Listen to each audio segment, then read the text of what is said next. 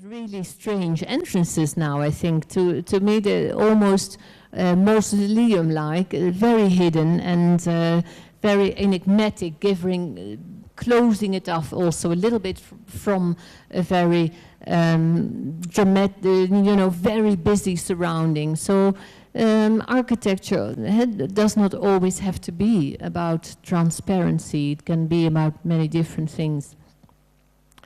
So just by way of conclusion, I would like to sum up a little bit what my statement is at the moment, and how I see the future of architecture. Well, we start with architecture and all its techniques and all its expertises that we have, and we work with it, we experiment with it, we create networks with it. But we are also, I showed you, very interested in urban planning, and we find there that especially in the overlap, in the intersection between architecture and urban planning, that when we are engaged in urban design, when we can really project our imagination on it and our ideas, that is where we can find a lot of innovation. I feel like these V models in Arnhem, some of these are real inventions that we are making for what they are worth, but they are bringing something new to architecture. And then there's another field of interest, the interior design. Again, there is an overlapping field of exhibition and pavilion design. And again, that's what I said, that's where we are exploring, that's where we are innovating. We bring that to architecture, and even the most commercial project can achieve a cultural value again because of that. And then lastly, I did not show it, but we are also designing chairs, tables. This is a recent project. So industrial design and product design as an overlapping field is another really promising and interesting terrain. Then, as a conclusion, when we look at the overlaps of all the overlaps, I believe that that is where really architecture can find an incredible freedom to invent and to be inspiring and to have a social contribution. And that's also where we find a lot of relevance in the form of sustainability, of smart parameters that we choose, inventive materials and innovative organization. So this, to me, I would give it the provisional title of strategic design. This is where the network of the future will find its greatest relevance and its greatest opportunity for innovation, I believe. I hope you would like to react to that, and I thank you very much for your attention.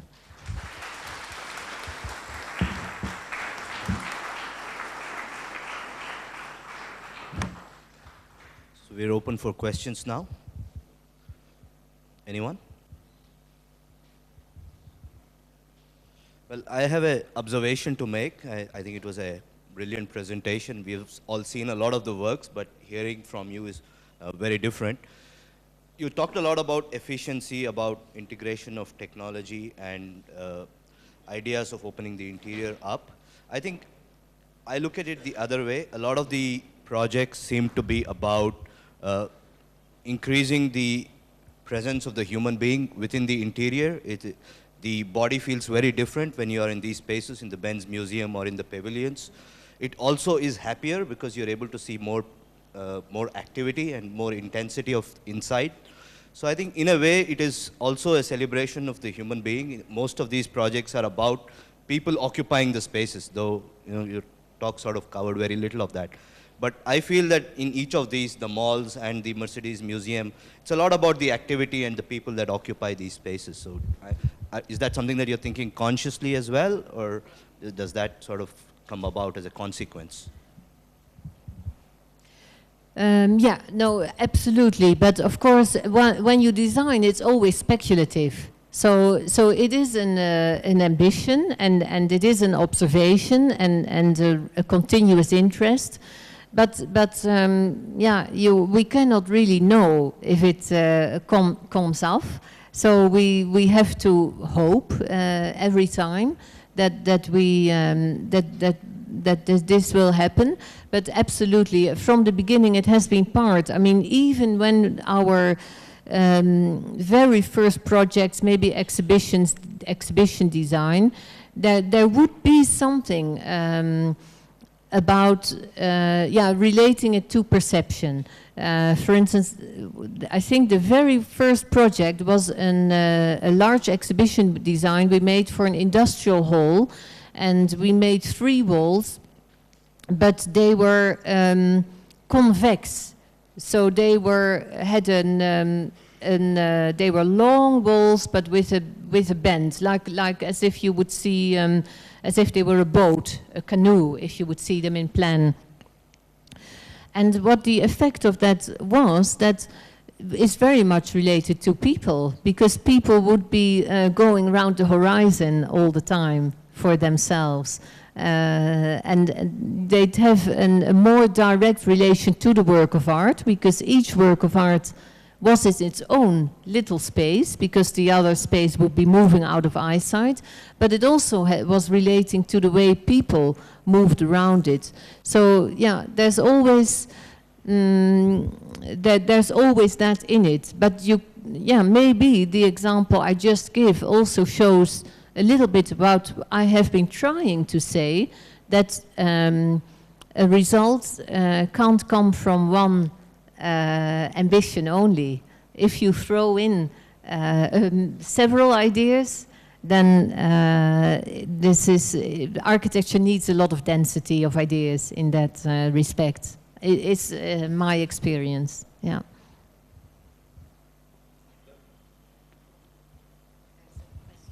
Warming up.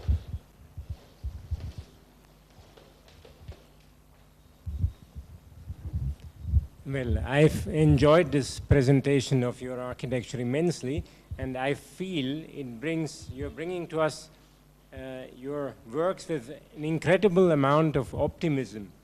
And this, perhaps for me, culminated in the work in Europe, particularly in Germany, where I see, and here in the last few years more and more, how regulations can strangulate so much of the architectural freedom and expression. And actually your Mercedes-Benz Museum shows the opposite.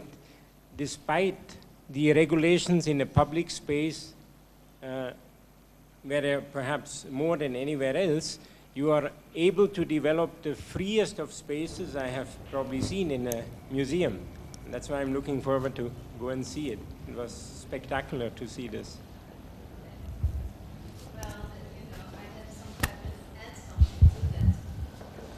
I can use this. Hello.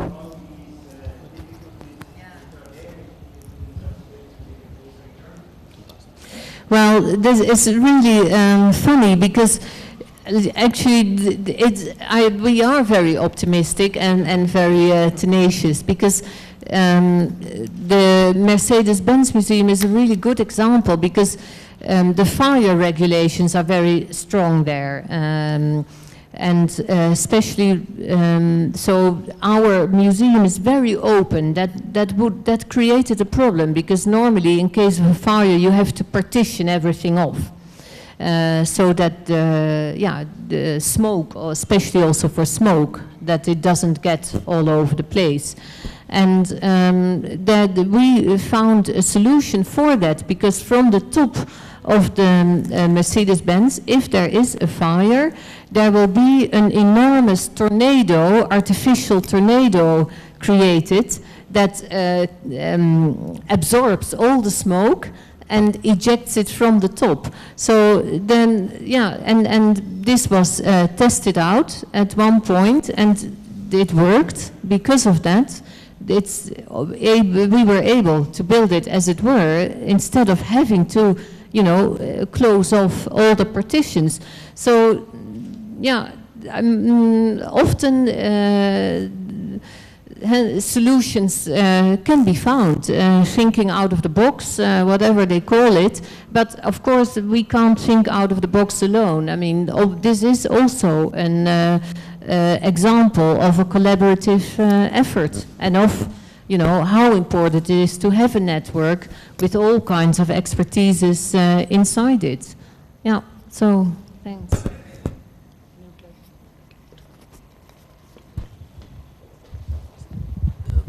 You spoke, you spoke about your approach to the destruction of the grid itself in all your, destruction of the column grid, not the building grid, and how you have been able to look at structural solutions which don't involve probably the easy way out of putting columns all over the place. Can you talk a little more about that, how that came about, and explain that a little more? How do you avoid the grid, particularly with code regulations?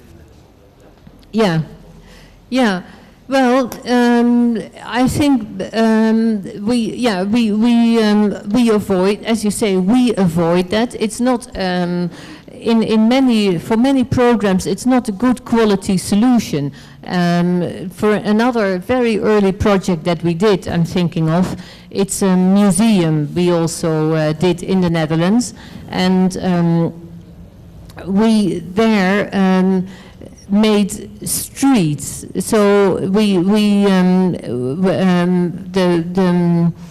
museum floor, it's just like an oblong box, is organized in a kind of a street pattern with long walls. And the walls have openings at them at irregular intervals, so that people can, again, make their own route through them, meandering. And these walls hold the columns, of course, but there's also an innovative organization of the museum. So it's not about about that we can magically eliminate columns, but we just make the system double up with something else that makes that has a particular meaning in that situation. Yeah, so that is different each time. In that project I showed you, these walls are the columns and they go like that. So there's the solution can be different one all the time.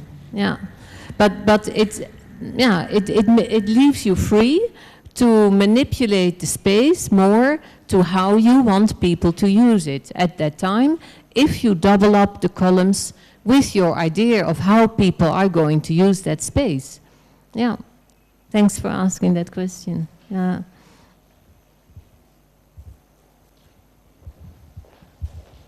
Thank you.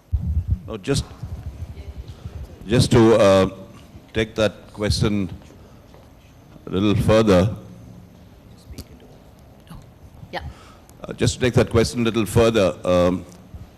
Hermann Hetzberger, for instance, I think about 30 years ago, did also a very path-breaking building, which was the Central Beheer.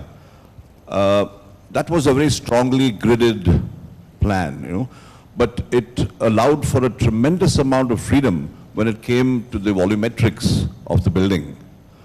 Although one tends to see a very big departure from what he was doing so many years ago, and he must have been, of course, a teacher of many of you all. And what I see now as, you know, as this sort of breaking or erasing the grid, do you actually see some sort of a carryover, some sort of an overlap, some sort of a thinking process that has come from somewhere, or is it a real big break? Yeah, but both. I think, for instance, we do share a lot of ideas with that generation, maybe also the Smithsons more in particular. The streets in the sky is something that we are still have the ambition to achieve. And because what I said earlier about this question of how do you when people are living more and more in this vertical situation, the question of community, of how people, the neighborhood. So a lot of these questions, that is of course Hermann Herzberger completely, but he was more mapping it out in a lot of detail, making these little benches for people everywhere and so on. So he had at that time a more fixed idea of how people would use it, whereas we are thinking more in terms of flux and of the indeterminate kind of use of urban and private space. You know, it's often not completely programmed. You don't say, now I'm going to sit in my chair for half an hour. You know, it's far more in flux. And so how do we deal with those in-between conditions? But a lot of those thoughts were also in that generation. So yeah, there's I think a lot of that aspiration to. But people also have started to behave differently in public space also. So yes. Then and now. Yeah, that's also a little bit the problem with that. Predeterminate thinking. That's. Yeah.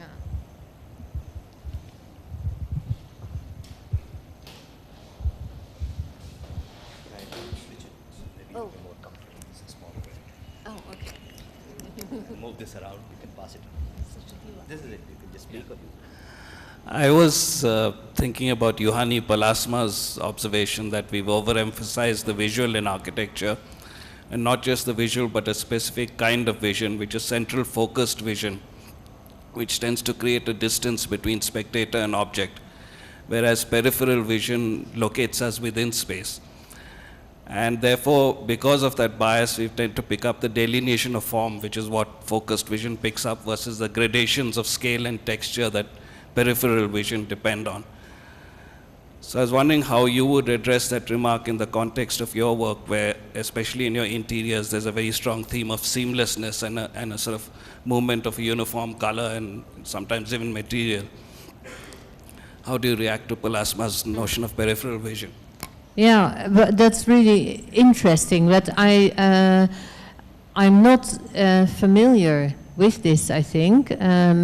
But it makes me think of something that I do know. For instance, William Gibson, and he also has a theory of an ecological perception, how we do perceive space as far more than just frontal. We do perceive it. Not 360 degrees, obviously, but maybe, I don't know, more than just straight. So we do, when, as students, we did read a lot about perception. And of course, at that time, in the 1980s, also those theories were very topical. So there is a strong interest in that, in this, the relevance. I think you are saying that this is a theory of the relevance of the peripheral vision. Yeah, but also that peripheral vision depends more on gradations of scale and texture versus delineation of form. Yeah. So perhaps an idea of seamlessness might contradict that.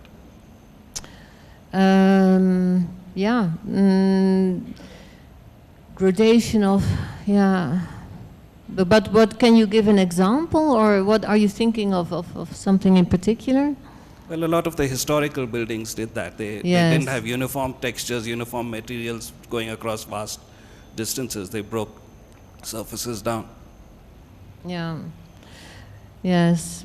I don't know. Is this an aesthetic debate, or how do you, where do we place this?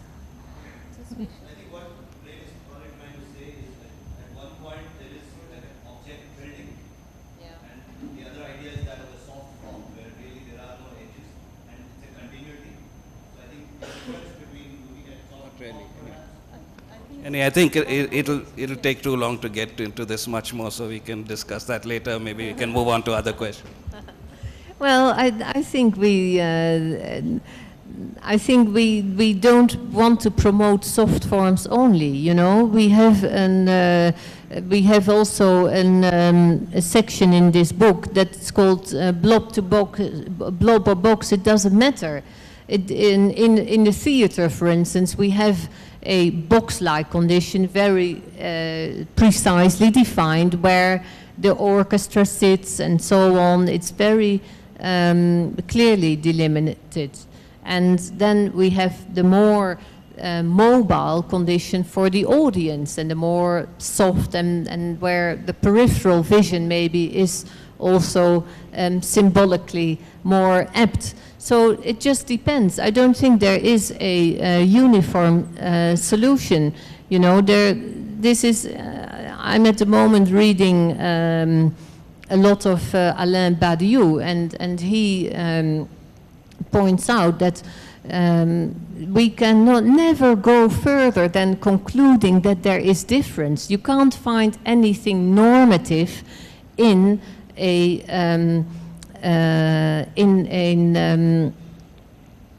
conclusion that there is difference. There is nothing normative found actually in any observation, but we have to develop what he calls it to become a militant for truth. You know, I am here advocating a truth that is really our own, and that I work out to the best of our ability, and is then, you know, for other people to deal with in their way, how they like.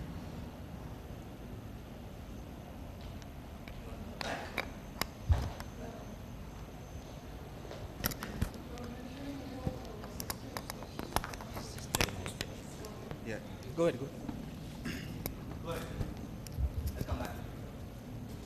Caroline, I really enjoyed that lecture. Thanks.